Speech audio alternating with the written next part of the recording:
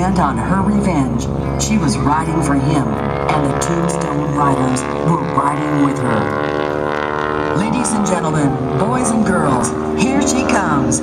Renegade Red and the Tombstone Riders are in your sky. Motley crew are Kid Coolio, a seasoned card shark and widowmaker that the Riders rescued from a mob lynching outside Tucson. Gentleman Jack is the master of nitro and dynamite sticks. He learned all about explosives during his duty in the Civil War. He later used his skills for prospecting, but found that blowing up train tracks was more rewarding. Rounding out the posse is the belle gone bad, Miss Delta Dawn. Delta Dawn suffered a brutal attack on the orphan train that she was leaving west. She was the sole survivor of the massacre. Renegade Red found her wandering, in shock, dehydrated, and the soles of her feet bleeding from the hard pain. Since that day, she has ridden harder than most. I probably should start this later. With the Tombstone Riders at her side, Renegade Red spent the better part of her misbegotten youth terrorizing all manner of honest folk. She's standing on top of the plane right now. Foothills before finally exacting her long-sought revenge on the evil sheriff. On a cold and see with all these people standing up. Coolidge, Arizona, a posse led by the sheriff himself had the Tombstone Riders pinned down inside She's standing on top of that ruins. Some lady is. Just before sunrise, when the firing had subsided, the sheriff accidentally blundered into Renegade Red's crosshairs. Without a single hesitation, she dropped the trigger on him, putting an end to his vile, corrupt life. Renegade Red had finally earned revenge for her lost lover, but her heart had grown cold. I'm recording this with my new camera. Attempts to go straight afterwards, but she had fallen from grace, and try as she might, her infamy prevented her from obtaining the redemption that she so desired. Her life of crime continued, and the Tombstone Riders rode unbridled on the crest of felony. She's still standing on top of things. Several years later, while laying siege to a train full of captives, Gentleman Jack and Kid Coolio engaged in fisticuffs, which resulted in Gentleman Jack dropping the nitro and effectively putting an end to the Tombstone Riders. Or so they thought.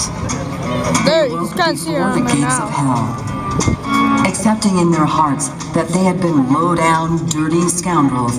They rose to meet their fate and walked towards the gates of hell, prepared to accept their just sentence. But the devil's minions stopped them short of the fiery gates. The devil himself had thought them so ruthless that he feared they would mutiny the hordes of hell against him and make the realm their own. He would not allow their passage. Being barred from hell and having no other recourse, the Tombstone Riders vied for the gates of heaven. Sorry about that, I was still watching it. Holy crap, it's completely upside down.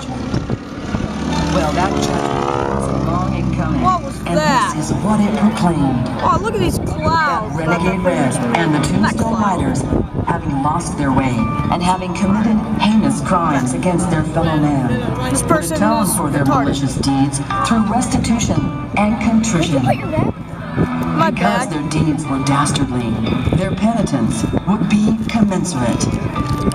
To redeem their souls, to be forgiven their crimes, and to gain access to the realm of heaven, Renegade Red, Delta Dawn, Gentleman Jack, and Kid Coolio would walk the earth, not of living, yet not of the dead, and be tasked to create one genuine smile for every single tear that they had caused to be shed during their wicked and wasted lives. Oh god, not again.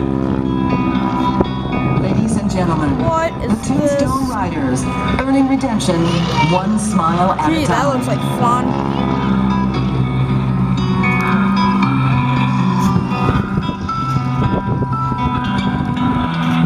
Well, Delta Dawn and all the rest are out there on top of the wing of the airplane. That's Carol Pavon. Oh, no, still coming. Going to the border. This airplane has been unattached to the aircraft throughout the first part of that routine. Once she's gotten on the top wing, she has put on a lap belt, which holds her to the aircraft. It's kind of necessary when you're flying upside down because there's nothing on them up there to hold. Fact is, having experienced the pleasure of riding on the top wing of the airplane, I can tell you can't see anything up there. Oh God, no. The airplane completely disappears underneath you. There she is waving at us as we come by. Where'd she go? There she is. This is a 450 horsepower steer, but it takes that extra horsepower to pull the airplane Where's close you can get, really? Where's the fence? Where'd the fence go? Here Oh, on the there. top wing, That orange a thing. little extra drag there. It's kind of like trying to fly with the speed brakes out. Cal will be coming back to Air Show Center here once again. Flying this airplane, Don Lavelle and John has got to have a special skill set simply because of the excess drag caused by the wing walker, the asymmetrical loading of the airplane. Okay, this isn't much though. Fly back. Very smooth. But there you go, now you can see her. Talking about being strapped on the airplane. Just right on the top of the plane, that's what she is. Holy crap, she just went in a corkscrew. It didn't bother me to ride on the top wing of the airplane. But when the pilot turned it over like that, my feet come up to the top on it. We're actually standing on the fuel tank. Well, I tell you what, that got my attention. Carol's working that way around, and this time in a wide, sweeping crop duster type turnaround, brings the airplane right back to Air Show Center. She go. 10,000 of these aircraft were built by the Stearman Corporation, and after the Second World War, many of them were purchased by crop dusters. They turned it into dusting aircraft, replacing the front cockpit with a hopper. Now they've been purchased by individual owners and restored into the aircraft that you see here. Now, folks, she has unhooked that seat belt, if you want to call it that lap belt, and she's now free of the airplane's restrictions again. She's holding on there with what she calls the rooster on the red barn roof. Oh man, that's the seatbelt is not on. Ew. God. The mosquito problem, I think it's gone now.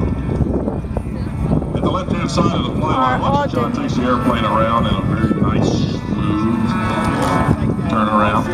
No jerky movements. Corporate pilots are trained to fly the airplane so nobody back spills a drink. And right now, John's flying the airplane in such a manner that he doesn't lose his wing walker. Wait till the spot.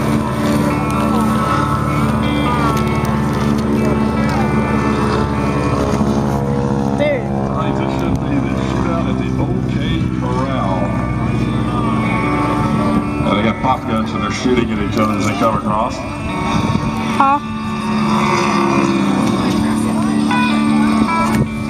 I can understand the pilot shooting the wing walker off the wing, but I don't believe I want to shoot the pilot.